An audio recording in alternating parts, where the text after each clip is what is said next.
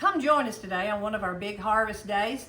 It's all tomatoes today, and we're going to be making rotel and some whole tomatoes. Come along and join us.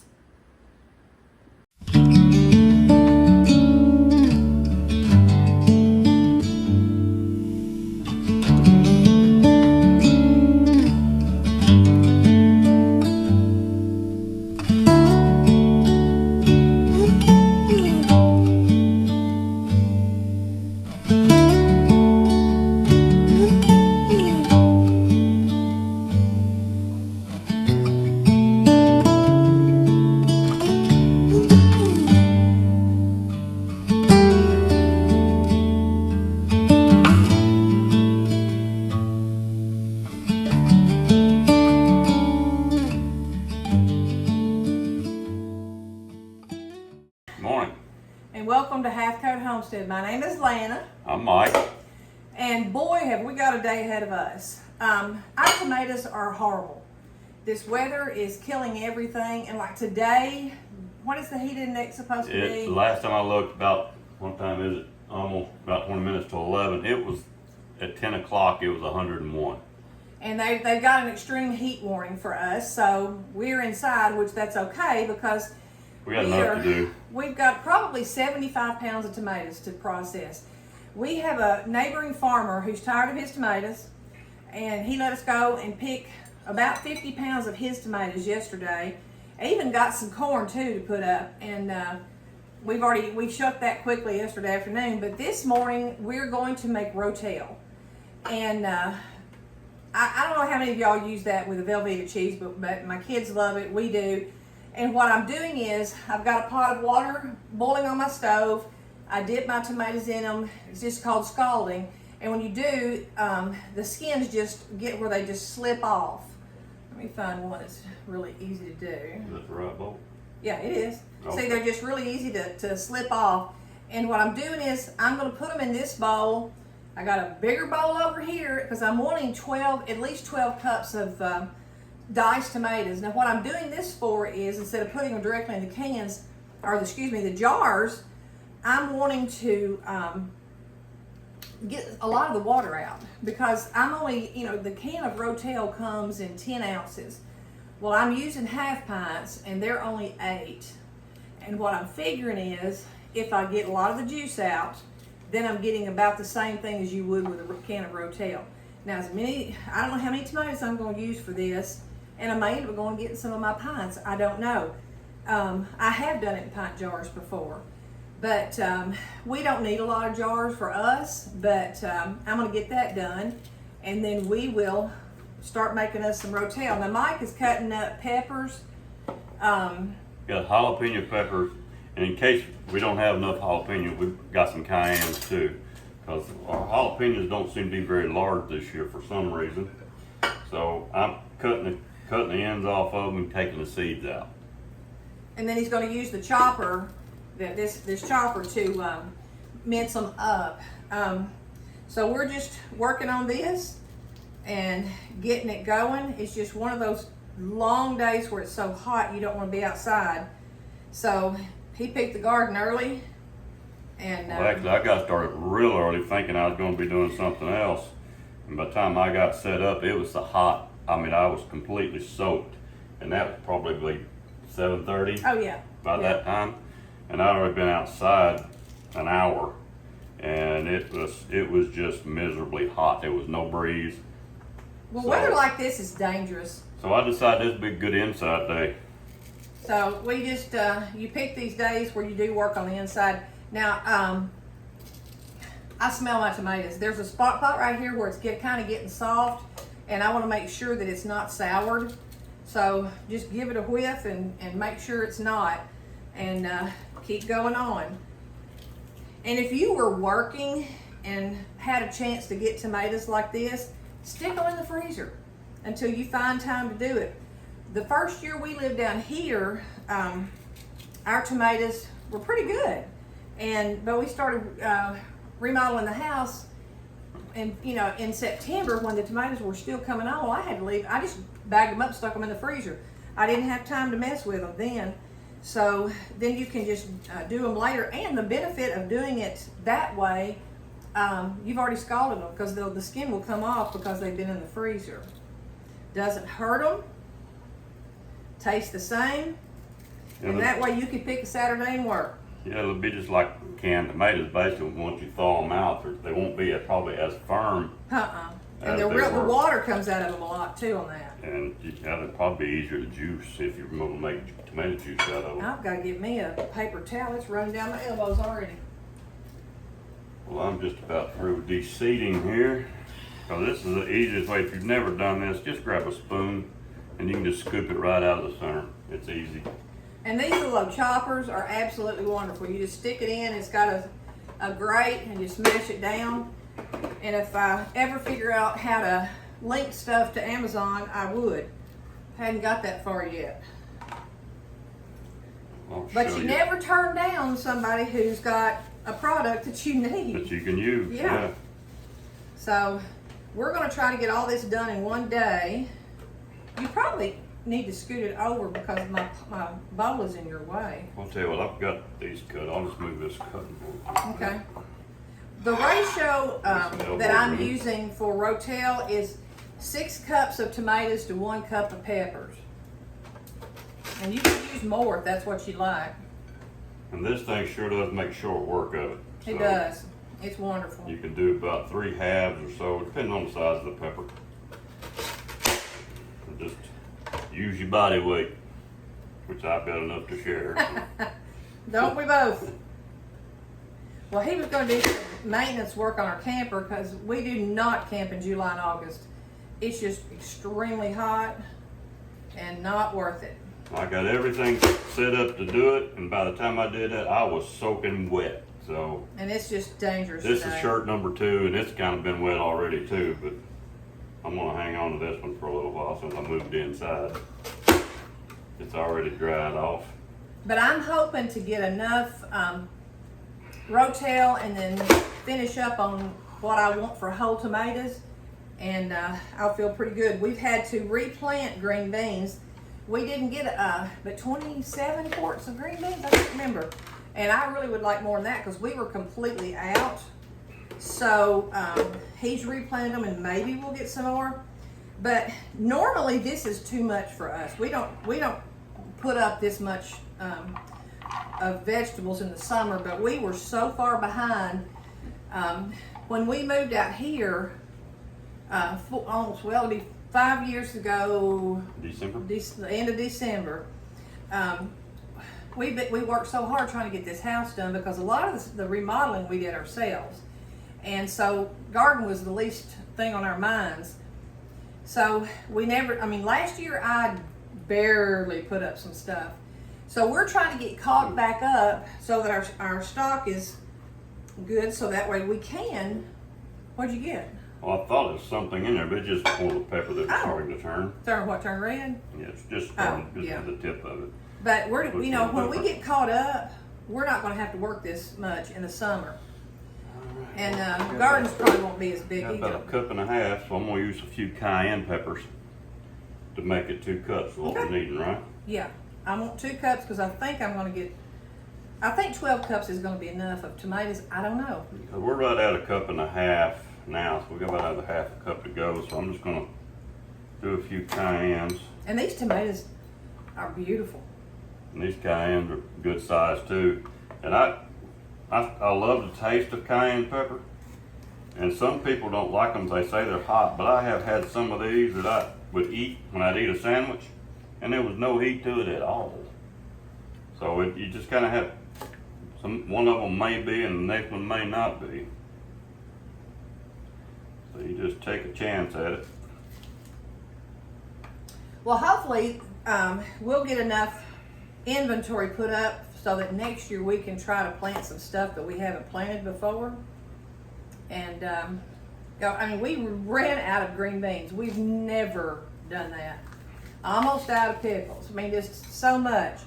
But we have been blessed with a bunch this year, and we'll get caught up and start hitting the road in September. Yeah, that's when the camper is going to get busy. once we get all this done. Okay. But I'd like to get some butternut squash, for Oh, next yeah, year. yeah. I mean, matter of fact, we've probably got time this year to plant those. Get them in the ground here pretty quick, but we'd have to get rid of some stuff. Our purple whole peas are just about done, so we might get rid of some of those. And Well, plant us and some butternut. the thing that we have trouble with here is that we don't have a basement. You can't, where we live, the water table's so high that your basements would leak. So nobody in this part, or even in North Arkansas where we were from, most people didn't have basements. So there goes your root cellar. And we're trying to come up with a plan to build a root cellar so that way we can keep butternut squash and stuff like that all winter, because man, it would go bad around here. Yeah, I think we could probably build one out there. We got a little hill out there in the yard that I could probably dig into and set blocks to to come up to some height. We'll have to figure that part out, and then just build a little bit of a wooden shed over top of that. And we could actually probably keep a small air conditioner in it in the summertime. And Well, you'd need a because big one.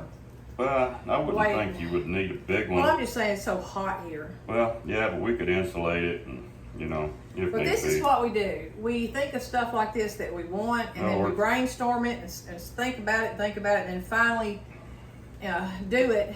But now, when we get done with the garden, and if you get a tomato that kind of smells, just pitch it. It's not worth it. Whatever, smells like. Well, if you smell it and you go, you know that it's not any good. But the next thing that we work around here, once we get the garden under control, is wood. Because we burn a wood stove in the wintertime. And I love the heat from a wood burning stove. Me too. It doesn't dry you out the way this electric or gas heat does. We have an electric central heat. And it's like a blow dryer. It just blows really hot and burns you up, and it goes off and it cools down, and I hate it. So we have that, and we have trees that are down on our property that we'll go and get the wood from it. And then we're blessed to have a friend who has a sawmill. And he has a business also that he does custom woodworking. So man, it's awesome. He puts he puts all of his wood into a kiln, and then he cuts it to make it into furniture or whatever. Well, those pieces that he doesn't use, we get. So it's already dried, ready to go, and we burn that in the wintertime. So that's the next project after this gets going. Yeah, we got a big oak limb that fell this winter. It's this spring, yeah. This spring. And it's going to give us quite a bit of wood out of that big old oak limb. So we'll just get that cut up. But I've learned to use a wood splitter. Never had to do that before. But it sure beats an axe. I will not start one anymore. Well, that was kind of a strange thing. It's got a pull string on it, and it's an easy pull string. It's called a pull rope. Is it? Okay, pull rope. Pull rope. But I pulled that thing, and it popped my wrist at a weird angle and broke my wrist. So I won't be doing that anymore. So no pull starts for her, so I do that. But she operates it. I cut it. But this one does have some meat in it. Mercy. That's what I think. I'll cut it and lay it over for her, and she splits it and we load it in the truck. Try to do it all at one time. That way, it's not a big deal. Yeah, we joke about how they say, "Oh, this work will keep you young. It'll either keep you young or kill you one." But we enjoy it. We do, and I do think it keeps us active, and hopefully it'll help us. So I'll bring you back when we get all these chopped up that we're going to use for Rotel. We're not going to use. Oh my gosh! You sucked up one of them. I did. We're not going to use all these tomatoes for Rotel, but when I get what I don't even know what I think is going to be enough, then we'll start on just whole tomatoes from there. And I've got these in my butler's pantry that I've got to date and get put up. I've dehydrated some dill fronds that I use for my ranch dressing that I got to get put up. So I'll get something. So anyway, we'll bring you back when we get all this to make the rotel. We have 12 cups of tomatoes here and 2 cups of jalapenos. Go ahead and bring it over, Mike, and show what it looks like. It is so pretty. I haven't stirred it yet, but we're just going to stir this up and put it into our jars. Now, this is the reason that I wanted to get the water out of it. Look how much of the juice I got out of that. And I don't want juice. I want just meat and meat of the tomatoes and the peppers for my rotel. So I'm just going to stir this up and start putting it in jars. And I want to make sure I get this stirred up well, because I don't want some of them to have a little bit of pepper and others have a lot. Get a mouthful of cayenne. Yeah, because you don't know if they sit what they're going to taste like. I mean, this may be... It may be one of those things that may surprise you when you buy it. Yeah, it may be. But if you've never had rotel, it's just a pound of Velveeta cheese. That's just a dip. I mean, Yeah, it is. Of course, you can make queso, you make nachos with it. It's just all kinds of stuff. But you put a pound of Velveeta cheese and a can of rotel, melt it down, and we like it better with flour tortillas, actually. So I'm going to do these in half pints because I think that mimics the can of rotel best. And I don't know. Ooh, I got to back off on that. I've got a cup measuring, and that's not going to, because we're wanting to get it a good ½ inch of head space. Have you already put the salt and stuff in these? Salt, it's salt and citric acid in all of these. Okay, he's got... I'm putting a 1/4 teaspoon of salt to each jar and 1/8 of a teaspoon of citric acid to each jar. So... Which is relatively new to us because we used to didn't do that, but now they say that you need to, because not all, with all these different tomatoes that they have nowadays, you know, kinds, that they may not have enough acid in them. Okay. I'm wanting to really fill these up though, because Oh, isn't that pretty? Look how pretty that is. They may go down a little bit. Yeah, that's why I'm wanting to make sure, because I've got a lot of juice in this that I'm having to go out around. Let's see. I think I have 15 half pints, and then that is all the half pints I have in this house. And I think that will do us. I did this, last time I did this, I did it in 23, and I did 21 pints, and I didn't fill them up very full, and that's how I did it that time. And that's where I just kind of messed with my recipe and got it then.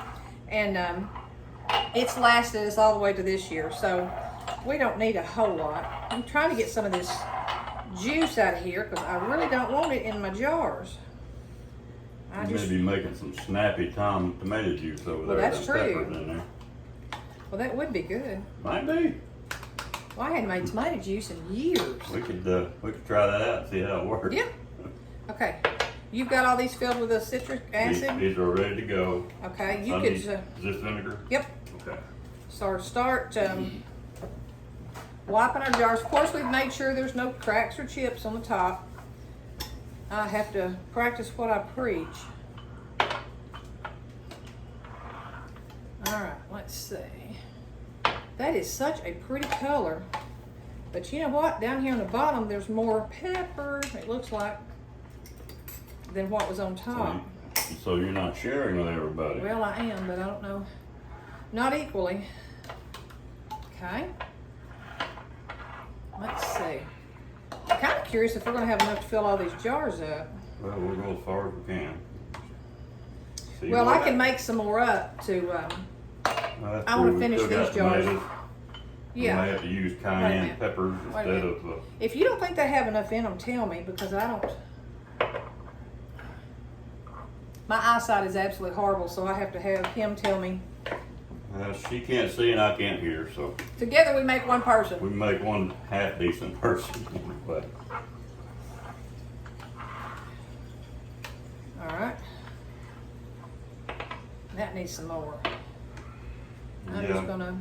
You might could get a little bit more. And that one? Okay, look over there. I got some of that That had a few peppers in it. That may be a little hot one.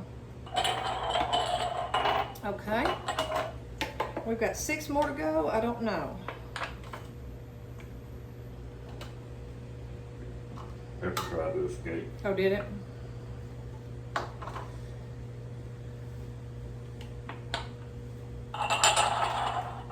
I think our peas are about to give out on us.